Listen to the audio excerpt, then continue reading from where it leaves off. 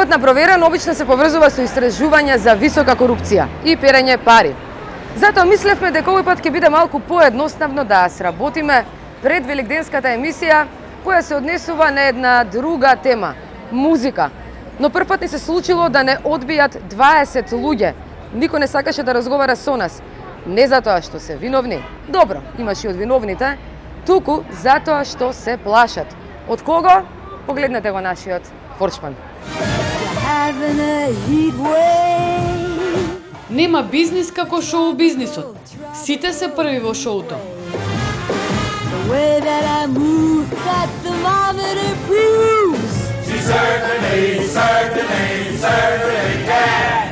Но бизнис како бизнис.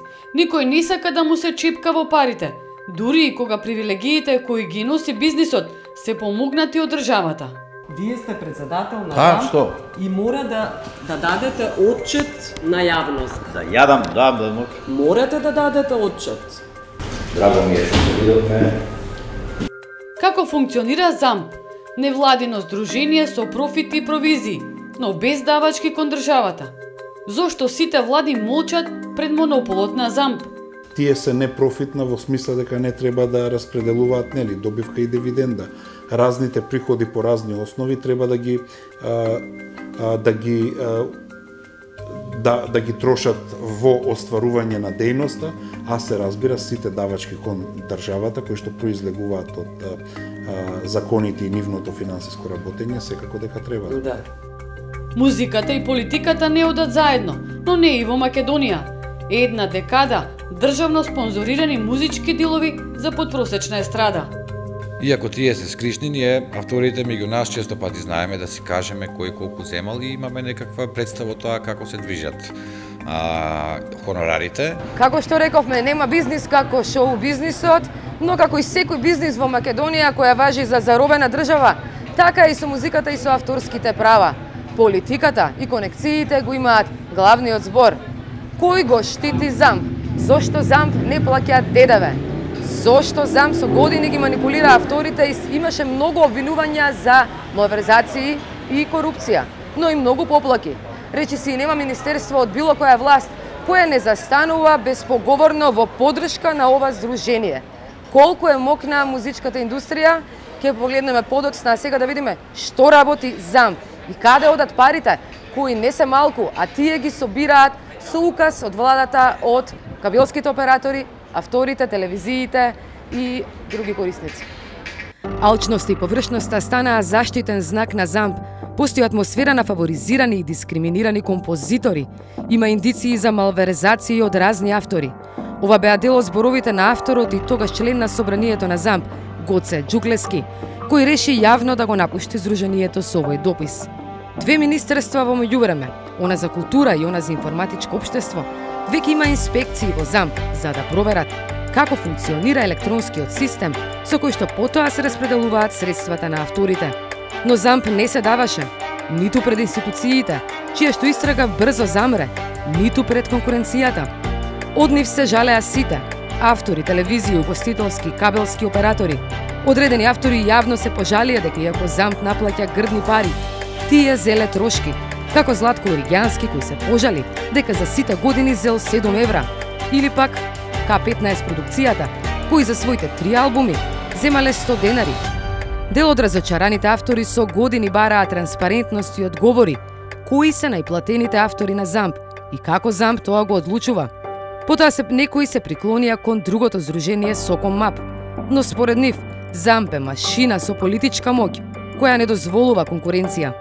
Она што Соком МАП го побара од ЗАМП во текот на преговорите е пред се транспарентност, поголема транспарентност и контрола на средствата кои што влегуваат и се наплатуваат практично од корисниците на авторските дела. Соком МАП активно делуваше на пазарот и разговарајќи со сите значајни субјекти, организации, комори во поглед на тарифникот кој што беше во функција тогаш. И ние врз основа на тоа подготвивме еден многу реален тарифник кој што беше во корист на корисниците на музика, но не беше на штета на авторите. Но сето тоа најде на остри критики на ЗАМП и на едно, така да кажам, грубо лобирање за одзимање на нашата лиценца. Но каде одат парите е главното прашање.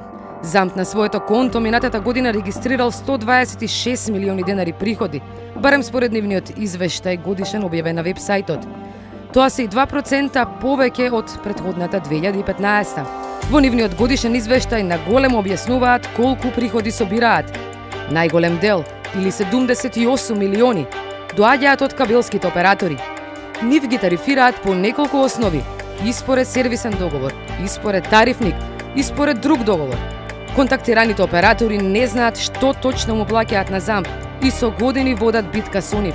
А вторите се исто незадоволни, добиваат бедни пари, а расходите на здруженијето се нејасни.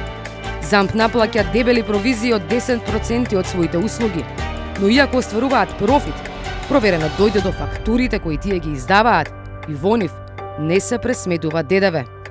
Давачки кон државата не плаќаат. Нејасни се и други трошоци. ЗАМП изминатите 2 години во својата завршна сметка регистрирало скоро 3 милиони евра во аванси. Кому и зашто ова друштво плаќало аванси и депозит? И колку се плаќале авторите, ако си има во предвид дека најголем дел од нивните расходи се за нивните плати, кои за десетина луѓе стигаат до сума од околу 180.000 евра годишно. Се што ние можеме да се сомневаме може да остане на ниво на спекулација, но затоа сепак органите на државата, пред се Министерството за култура, кое што треба да води контрола на сите постапки кои што се однесуваат на исплатите и на платите на авторските и располагањето на авторските пари. Она што мене ми е познато е дека во минатата година Министерството за култура имаше повеќе од 20 забелешки во работата на ЗАМП, но од тогаш не сум во тек дали тие биле исправени или не биле исправени, или дали тоа било причина пак за одземање на лиценцата на ЗАМП за работа, а пак не име одземена наспроти она другото здружение, ММИ за изведувачите, каде што практично сега нема кој да заштитува изведувачки права, и работата некако онака запре. Председателот на ЗАМП Григор Копров одби да зборува за тоа како се троши и кому и како се плаќа, а не сакаше да се спомне ниту ДДВ-то. Соком МАК пак предложија своевремено свој тарифник за наплата. Според нив, далеку поевтин, но и далеку поправеден. ЗАМП на истиот се пожали во својот извештај и тарифникот на Соком МАП исчезна. И благодарејќи на разни, да кажеме, одлуки донесени на нивната тела, со кои што имале можност да задржат и повеќе пари од оноку колку што законски им следува.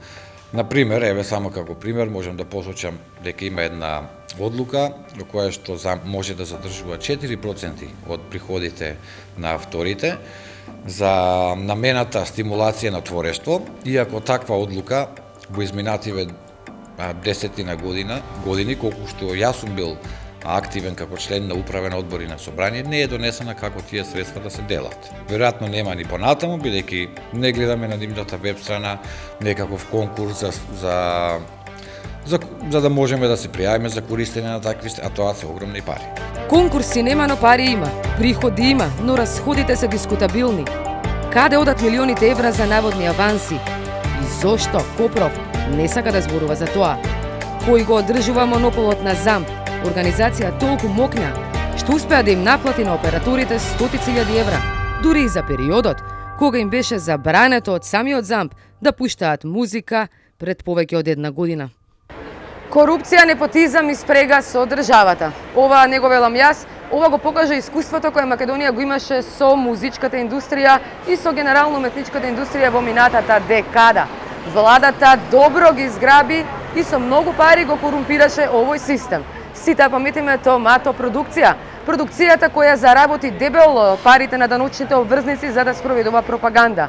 Меѓу 10 најмокни музички продуценти се и луѓето кои добро профитираа од привилегиите и парите кои им ги даваше минатата власт. Но дали привилегиите ќе продолжат? Еден од оние најмокните во ова друштво е и председателот на ЗАМП Григор Копров. Како изгледа македонската музичка индустрија? Пресекот го направи Маја Јовановска. Народната поговорка вели: колку пари, толку музика. Но ако ги слушнеме песните финансирани од државниот буџет, тогаш оваа мудрост веќе нема смисла. Македонската музичка сцена е очајна од секој аспект. Имаме квалитетни, но деградирани уметници и подпросечни, но привилегирани музичари, сомнителни награди и наместени фестивали, испреплетени врски меѓу продуцентите, композиторите и менаџерите, продукциски куќи кои како партиски милионичиња добиваат илјадници евро од државната каса. Во Македонија ниту еден музички фестивал не поминува без скандали. Од 2014 година дури беше отворена истрага за злосторничко здружување и компјутерска измама на Скопскиот фестивал, во која беа осомничени собственик на продукцијска куќа, автор, композитор на песни и газдата на фирмата која организираше телефонско гласање. Веднаш по завршување на фестивалот започна претресот на двете локации во Скопје, каде што беа затекнати 14 лица, голем број телефонски апарати и околу 2500 сим картички, од кои што координирано се вршело испраќање на SMS пораки по однапред дадени инструкции со цел да се влијае на конечниот распоред за првите 3 места. Целата оваа криминално-музичка операција беше да се земат парите за награди, чиј фонд изнесуваше 45.000 евра од Министерството за култура.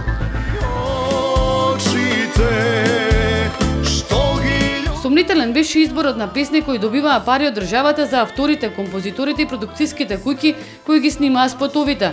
Државно спонзорираните песни ги воведе владата на Груевски во 2013 година, а на вкупно 10 конкурси беа избрани 321 композиција, за кои преку Министерството за култура беа доделени 900.000 евра.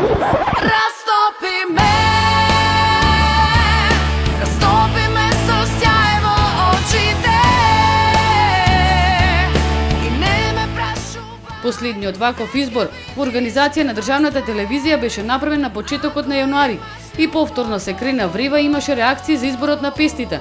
Новата власт реши да ги секне парите за овој проект, од причина што парите беа попусто потрошени, затоа што песните не беа воопшто емитувани или многу ретко на радијата и на телевизиите.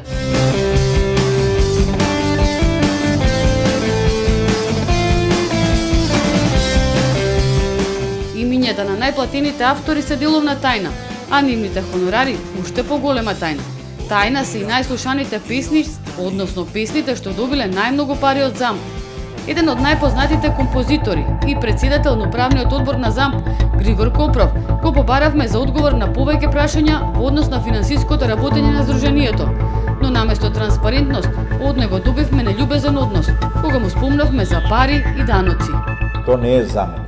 Значи, на погрешна адреса сте. Како е добро? Не е добро. Тоа со директорот ќе го правите тоа му ве. Значи, Да, вие дали сте, еве ајде да почнеме интервјуто, дали сте запознае со работата на ЗАМП? Види, ја не сум чет. Како Ама дали не сега. дали сум запознае со работата на ЗАМП? Па како можам да бидам председател на управен одбор? Па чим сте запознаен? Не бива да. Ама чекајте сега зашто ќе си идете? Ама зошто не сакате Ја да направиме не сум, разговор? то не е, значи Мораме, видете, мора да ЗАМП, Билјана, да те прашам. ЗАМП дали одговара на... Да те прашаме на работа. Ти одиш пред да ти ги дават прашањата? Не, на никого не давам прашање. Никогаш не сум дала прашања ниту на политичари. Да ме ставаш во позиција ја да бранам нешто провокативно, не би Ама го не, чекајте се. Само директорот на работа. Ама сега, вие сте председател на ЗАМП. Па шо? Вие сте председател на ЗАМП што? и мора да дадете отчет на јавност. Да јадам, да. Морате да дадете отчет.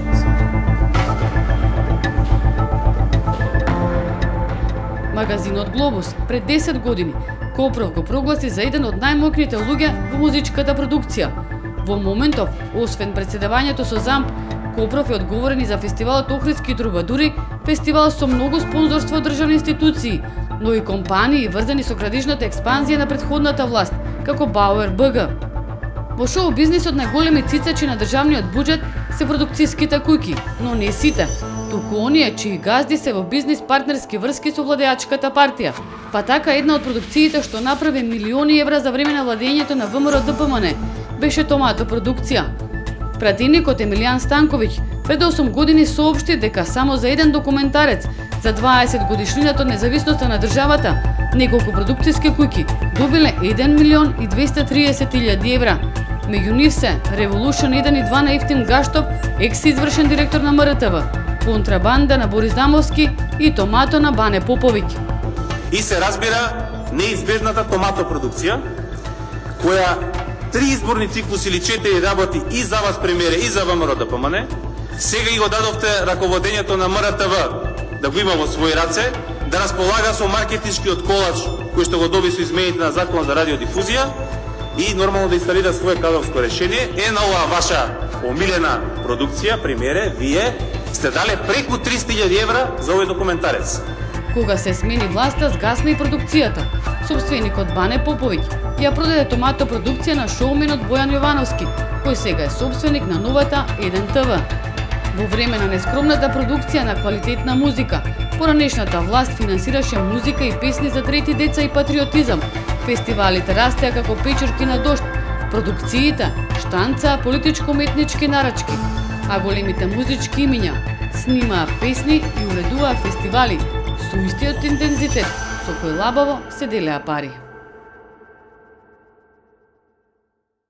Како и сите, така и музичарите и авторите се надеваа на живот по смената на власт. Но што ќе биде со Сдруженијето за заштита на авторски права? Ќе дојде ли живот за авторите, за операторите, за телевизиите и ќе почели да се спроведува праведен тарифник каков што овие лица бараат? Билјана Соколовска разговараше со министерот Роберт Ала Ѓозовски. Каков замп ќе имаме утре и дали ќе има смени или ќе продолжи спрегата власт-продукција? Да го погледнеме интервјуто. Министре, знаете ли дека никогаш не е направена контрола од страна на УЈП на замп? Може би вие имате некои сознанија за финансиска контрола на УЈП? Не, немаме такви сознанија. И нашите сознанија велат така. Да. ЗАМП е Сдружение на граѓани и тоа функционира врз база на Законот за Сдружение на граѓани и фондации, што значи дека тие и треба да донесат акти и правилници врз база на кои што работат и нивниот надзорен одбор треба, се разбира, и стручните служби треба да работат согласно законот и доброто работење. Да, отчетност на Министерството за култура не даваат. Не. Да. Значи сосема се одделени од култура. Значи како Сдружение на граѓани кои што добиле дозвола за вршење на работи од јавен интерес, ние, односно владата, дава согласност по предлог на Владината комисија за посредување во однос на правилникот и тарифата.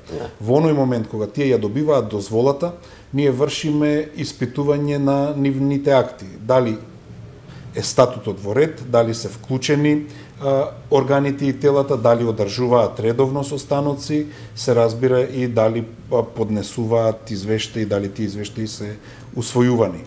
Да. Сега во фокусот е всушност нивното финансиско работење. ЗАМП на сите телевизии им фактурираше долг во оној период кога имаше забрана за емитување на македонски песни, на македонска музика. И сега таа фактура беше испорачувана на телевизиите, иако како долг, иако не беше емитувана музика. Па не би можел да кажам поконкретно во врска со тоа, меѓутоа ЗАМП не би смеело да наплаќа за нешто што не е реализирано. Ова не е во периодот додека вие сте министер. Не, секако не, но доколку, значи, доколку ЗАМП има сознанија или се водело некако тип на евиденција дека музиката е емитувана, тогаш, нели, согласно Законот за авторски права, таа треба да биде и наплатена. Доколку нема такви докази, аргументи, сознанија дека музиката не е наплатувана, не би требало ни да фактурира. И да има финансиска контрола, предпоставувам дека препорачувате во таков случај. Секако. Да. ЗАМП и сам рековте дека е непрофитно здружение, невладина организација, но тие остваруваат добивки од провизии на застапување на странски канали и на нивната веб страница пишува дека всушност имаат само 0% од провизии, Но од друга страна веќе кажав дека сепак земаат провизии и ова би требало да подлежи на ДДВ, да наплати ЗАМП на државата ДДВ. Па тие се непрофитна во смисла дека не треба да распределуваат добивка и дивиденда. Разните приходи по разни основи треба да ги трошат во остварување на дејноста, а се разбира сите давачки кон државата кои што произлегуваат од законите и нивното финансиско работење, секако дека треба. Да. Од кабелските телевизии ЗАМП би требало да плати 2 милиони евра на данок на државата, а на телевизиите им доставува фактура каде што пишува дека согласно мислењето на Министерството за култура, всушност тие не подлежат на данок. А во исто време ви кажав дека добиваат добивка од провизии. Па не сум упатен во таа конкретност. Она што јас го знаме дека значи кабелските оператори согласно тарифникот кој што е одобрен од страна на владата со одлука по предлог мислење на комисијата за посредување, содржи одреден процент и тој процент тие треба да го наплатат. Она што е различно е дека тој процент со најновиот правилник кој што беше одобрен, а кој што е направен согласно последните измени на Законот за авторски права, е, како да кажам, е помал, со помал процент во однос на предходното. Да. На завршените сметки на ЗАМП има конто аванси во огромни суми. Сега се поставува прашањето за кои цели ЗАМП всушност би исплаќал толкави суми на аванси, ако знаеме дека се непрофитна организација. Аванси кон кого? Аванси не, се уште не се знае кон кого се тие аванси. Се уште тоа е мистерија. Добро, тие ќе треба да го образложат детално своето финансиско работење. Ние пак, доколку имаме било какви представки за евентуално незаконско работење на Сдруженијето, би постапиле. Значи, ние би упатиле до УЈП, до финансиската полиција да го исконтролира нивното работење. Се разбира, секоја незаконито во работењето би довело како резултат до одземање на дозволата за колективно управување со авторските права. Има некои музичари кои се навистина великани, како Владко Стефановски, тука и Јориđански, некои и Каролина Гучева не се членови на ЗАМП, еве Златко Јориđански вели дека само 7 евра му биле наплатени како авторски права од ЗАМП. Од друга страна пак тие навистина наплаќаат односно милионски суми, знаете сами дека земаат пари и од телевизија, веќе споменав, и од свадби и така натаму. Сметате ли дека оваа законска регулатива треба да се промени? Па, ние веќе планираме промени на законот за колективно управување и цела нова глава ќе биде сега наскоро усвоена. Таа е веќе доставена на мислење на сите чинители на остварувањето на овие колективни права, меѓу нив и на ЗАМП, но нашата интенција е да се подобри транспарентноста, јавноста, отчетноста во работењето. И секако во таа смисла очекуваме дека и ЗАМП ќе биде потранспарентен во начинот на кој што ги распределува своите средства. Повторно, бидејќи се Сдружение на граѓани, ние очекуваме дека авторите кои што тие ги застапуваат би требало да реагираат, би требало да се на некој начин да алармираат пред се во рамките на самото Сдружение, преку органите, собранието, надзорниот одбор кој што е надлежно да го контролира нивното финансиско работење. Или да ви се обратат вам, дали е тоа можно? Ние немаме надлежност. Ние немаме надлежност за таква да го испитуваме финансиското работење. Не можеме да испратиме ни наш финансиски, односно инспекцијски надзор, затоа што тие не се корисници на наши средства, но секоја представка ние ја препраќаме до надлежните органи. Сега пак велам, ЗАМП има своји правилници, своји начини на кои што ги уплаќа парите кон авторите врз база на евиденцијски листи на нивно користење.